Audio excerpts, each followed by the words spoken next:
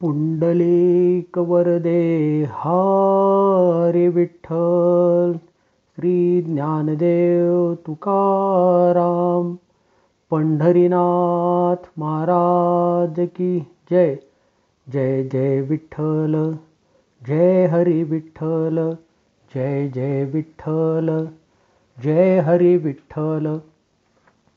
आज भारतीय सौर दिनांक 9 श्रावण 1946, 31 जुलै 2024. आज आपल्या शब्द एकादशीचा 18वा भाग. मागच्या भागात आपण आषाढी एकादशीची माहिती पाहिली. आज आपण आषाढ महिन्यातील कृष्ण पक्षात येणारी कामिका एकादशी तिची माहिती पाहणार आहोत. कामिका एकादशी आपणा सर्वांना ठाऊक आहेच की हिंदू धर्मामध्ये एकादशीला अनन्यसाधारण महत्त्व प्राप्त झालेले आहे. आषाढ आणि श्रावण या 2 महिन्याला जोडणारा ही एकादशी पूल आहे असे मला वाटते. धर्मशास्त्रानुसार या एकादशीला जी व्यक्ती भगवान विष्णूंची मनोभावे पूजा करतो, उपवास करतो, व्रताचे मनापासून पालन करतो, त्याच क्षणाला त्याच्याकडून सर्व देवता, गंधर्व व सूर्य यांची पूजा केली जाते असे सांगितले जाते. आजच्या दिवशी भगवान विष्णूंची गदा धारण केलेल्या रूपात पूजा करावी. भगवान विष्णूसोबत माता तुळशीची विधीपूर्वक पूजा करावी.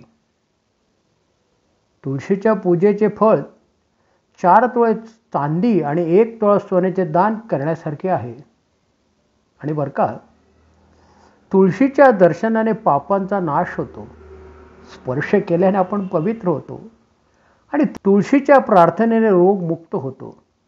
तर पाणी घातल्याने यमदर्शन होणार नाही असे सांगितले जाते. आजच्या एकादशीच्या व्रताने जीवनातील सर्व पापांपासून मुक्ती मिळते. याशिवाय भगवान विष्णूंची कृपा प्राप्त होऊन धनधान्य याची काही कमतरता राहत नाही. या दिवशी भक्तांनी मनापासून व भक्तिभावाने विष्णूला तुलसीदर अर्पण करावे. या एकादशीच्या व्रताने विष्णू भक्तांना पितृदोषापासून मुक्त होण्यास मदत मिळते. व्रतविधी. या व्रताच्या दिवशी विष्णू भक्तांनी सकाळी लवकर उठावे, नित्यकर्मे आटोपून स्नान करावे, मनोभावे विष्णूंची पूजा करावी, प्रार्थना करावी, तुपाचा दिवा लावावा, भगवान विष्णूंना पंचामृत अर्पण करावे, पिवळी फुले वाहावी, तुळशीची पाने अर्पण करावी. तुळशीशिवाय भगवान विष्णूंची पूजा होत नाही. फळे, दूध याचा नैवेद्य दाखवावा. धूप दीप लावून आरती करावी. या दिवशी तुळशीचे रोप लावावे असे सांगतात की त्यामुळे आपणास कृष्णासोबत राहण्याचे भाग्य मिळते. या व्रताच्या दिवशी अन्नदान करावे. गरजू व्यक्तींना पैसे, कपडे दान करावे. आजच्या दिवशी दानाला खूप महत्त्व आहे. विष्णूंची उपासना करणाऱ्याने शक्य झाल्यास जवळच्या एखाद्या तीर्थक्षेत्राला भेट द्यावी. रात्री हरीचे भजन आणि गाणी म्हणत जागरण करावे.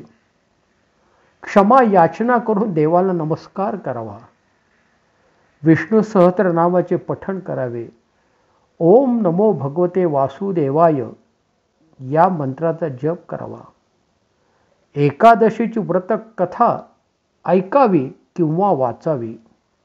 त्यानंतर आरती करून प्रसाद वाटावा. व्रताचे महत्त्व.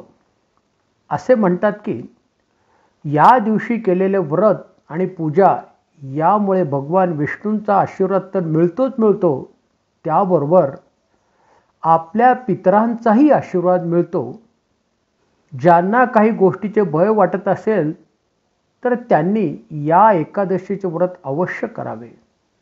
त्यांची भयातून मुक्तता होऊन त्यांच्या सर्व मनोकामना पूर्ण होतात. या दिवशी एकादशी महात्मा ऐकले तर वाजपेयी यज्ञ केल्याचे फळ मिळते. व्रतकथा. ब्रह्मवैवर्तक पुराणात या एकादशीची कथा येते. ही कथा भगवान श्रीकृष्ण आणि युधिष्ठिर यांच्यातील संवाद आहे. फार पूर्वीच्या काळी एका गावामध्ये एक वीर क्षत्रिय राहत होता. तो वीर जरी असला तरी तो रागीट होता. एके दिवशी त्याचे आणि गावातील एका ब्राह्मणाचे क्षुल्लक कारणावरून खूप जोरात भांडण झाले, मारामारी झाली आणि त्यात त्या ब्राह्मणाचा मृत्यू झाला. आपल्या हातून मृत्यू झाल्याच्या लक्षात येताच त्याने त्या ब्राह्मणाचा अंत्यविधी करण्याची परवानगी मागितली, पण त्याला परवानगी नाकारली गेली. त्याला सांगितले की तू ब्रह्महत्या केलेली आहेस, तुला त्याचा दोष आहे. आता आम्ही तुझ्याकडे कोणी येणार नाही, त्यासाठी आधी तू प्रायश्चित्त घे. एकदा असाच तो गावात फिरत असताना अचानक एक ऋषी त्याच्यासमोरून उभे राहिले. त्यांना पाहताच त्या क्षत्रियाने त्यांना आदरपूर्वक वंदन केले. आपली कहाणी त्यांना सांगितली. माझ्या हातून हत्या झालेली आहे, आता मी काय करावे? मुनिवर, यासाठी काही उपाय आहे का, तो मला सांगावा.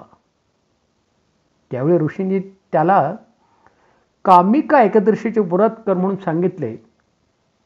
भक्तिभावाने पूजन झाल्यानंतर अन्नदान दे, दक्षिण वाटप कर आणि या व्रतामुळे तुला नक्कीच या पापातून मुक्ती मिळेल असे मला वाटते.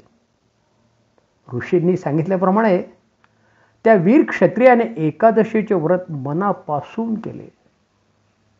त्या रात्री भगवान विष्णूंनी त्याला मंदिरात दर्शन दिले आणि त्याला सांगितले, तू ब्रह्महत्येतून मुक्त झाला आहेस, यासोबतच तू सर्व पापातून देखील मुक्त झालेला आहेस.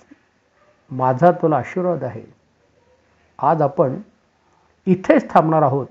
परत भेटूया 16 ऑगस्ट 2024 पुत्रदा एकादशीच्या निमित्ताने.